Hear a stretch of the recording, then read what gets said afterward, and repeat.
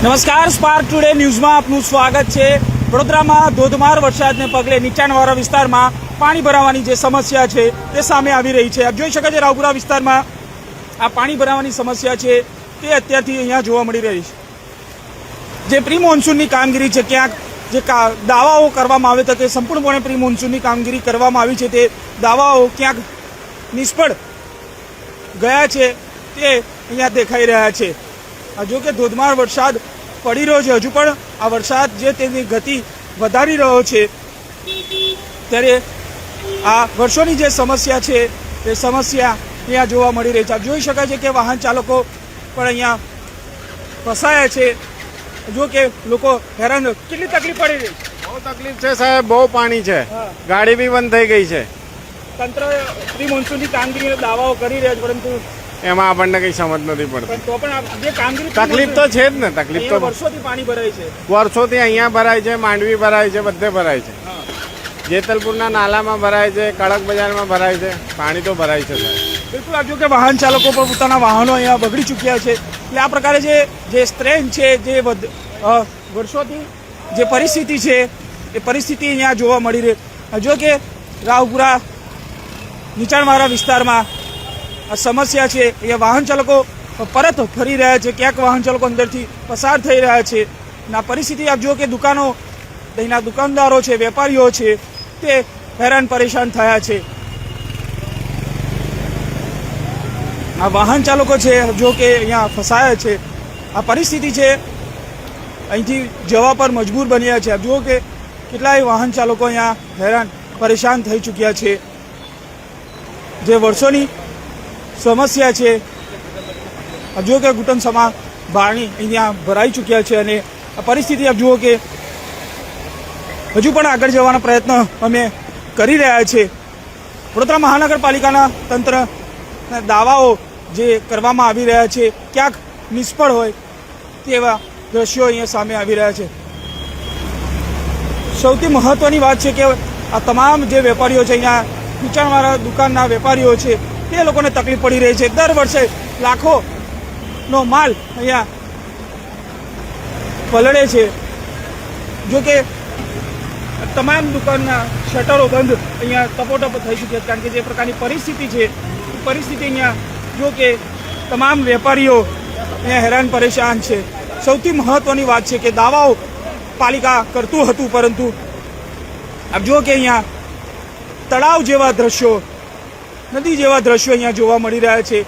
આખો રાવપુરા માર્ગ જે છે તે પાણીમાં હવે સંપૂર્ણપણે જોવા મળી રહ્યો છે। અલગ અલગ જે વેપારીઓ છે, તમામ કપડાના વેપારીઓ હોય કે પછી અન્ય દુકાનોના વેપારીઓ, તમામને તકલીફ પડી રહી છે। જો કે દુકાનના પગથિયા સુધી આ પાણી અહીંયા ભરાઈ ચૂક્યા છે। મારા કેમેરામેનને કહીશ આ કેટલા પાણી ભરાયા છે તે મને બતાવે। જોઈ શકાય છે કે ઘૂંટણ સુધી પાણી અહીંયા ભરાઈ ચૂક્યા છે। આ પ્રકારની પરિસ્થિતિ છે અહીંયા ઊભી થઈ છે। વડોદરા મહાનગરપાલિકાનું તંત્ર જે કહી શકાય કે દાવાઓ કરતું પ્રી મોન્સૂનની કામગીરી ક્યાંક નિષ્ફળ નીવડ્યું છે। અહીંયા સીધા દ્રશ્યો જોવા મળી રહ્યા છે। રેડ એલર્ટ આપવામાં આવ્યું છે હવામાન ખાતાએ, ત્યારે વડોદરા સહિત દક્ષિણ ગુજરાત હોય કે તમામ જગ્યા ઉપર પરિસ્થિતિ આ જોવા મળી। અન્ય વાહન ચાલકો આપ જોઈ શકાય છે કે હેરાન પરેશાનીથી પાણીમાંથી જવા મજબૂર બન્યા છે। જો કે તમામ વાહન ચાલકો અહીંયા અટવાયા છે। આ પ્રકારની પરિસ્થિતિ અહીંયા ઊભી થઈ છે। ચોક્કસથી જે પ્રકારે આપ જોઈ શકો છો, અમે મધ્યમાં આપણે ઊભા છીએ। સ્પાર્ક ટુડેના માધ્યમથી તંત્ર સુધી અહીંયા જો કે જે દુકાનદારો છે, હવે થોડોક વરસાદ પડશે તો આ પાણી સીધે તેમના દુકાનમાં જશે તેવી ભીતિ છે। વેપારીઓ અત્યારથી જ આપ જોઈ શકાય છે કે તમામ તેમનો માલ સામાન, આપ જો કે આ પરિસ્થિતિ શું છે। અહીંયા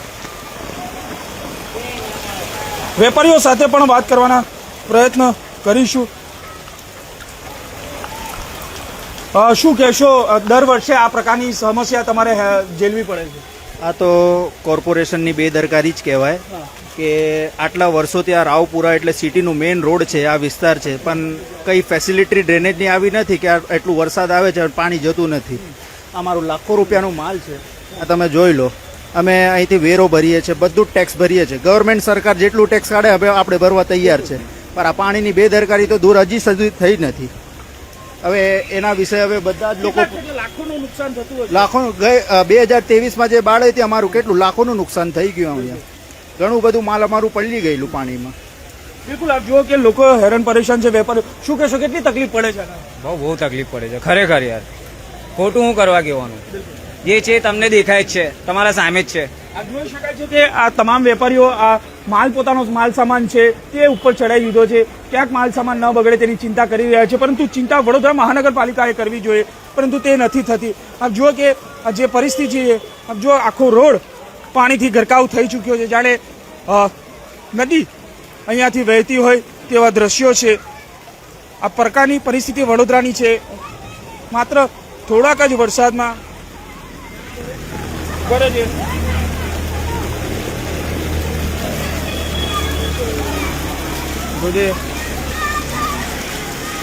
જો કે ઘૂંટણ સમા અહીંયા સુધી અહીંયા પાણી ભરાઈ ચૂક્યા છે અને આ પ્રકારની પરિસ્થિતિ અહીંયા ઊભી થઈ છે.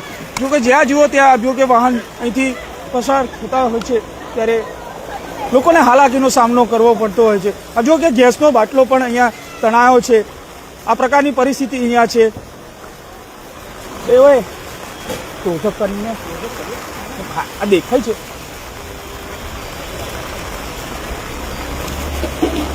આ જો કે વડોદરાની આ પરિસ્થિતિ છે. આ પરિસ્થિતિ અહીંથી મારા કેમેરામેન નિહાલને કહીશ કે બતાવજો કે આ ગેસનો બાટલો પણ અહીંયા તણાયો છે. એટલે આ પ્રકારની પરિસ્થિતિ છે. આ જો કે જે પ્રકારની પરિસ્થિતિ અહીંયા ઊભી થઈ છે, આ તમામ વેપારીઓને આ નુકસાન વેઠવાનો, આ નુકસાનની ભરપાઈ કોણ કરશે તે સૌથી મોટો પ્રશ્ન છે. ત્યારે જે પ્રકારે તમામ અહીંયા વેપારીઓ છે, કપડાના દુકાનદારો છે, તમામ લોકોને હેરાન પરેશાન થવું પડે છે. દર વર્ષે આ સમસ્યાનો સામનો આ વેપારીઓને કરવો પડે છે. જો કે જ્યાં જુઓ ત્યાં આ પાણી જ પાણી અહીંયા જોવા મળી રહ્યું છે.